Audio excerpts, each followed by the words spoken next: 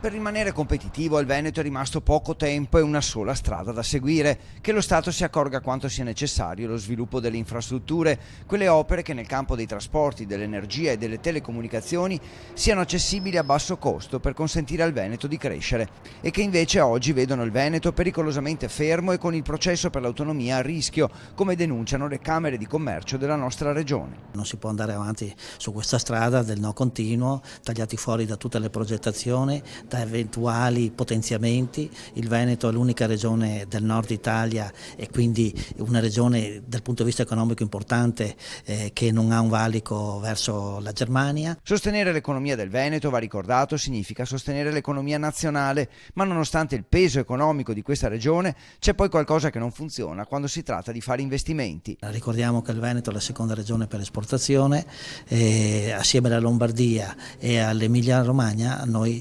contiamo per il 50% del prodotto interno lordo, quindi più di così. Cancellato il treno del mattino da Padova a Roma e non più ripristinato, e poi la TAV, l'alta velocità, per la quale sembra che non ci siano i soldi per completare la progettazione oltre Verona e forse Vicenza. Cosa si vuole fare di questo territorio? Emarginarlo ancora di più?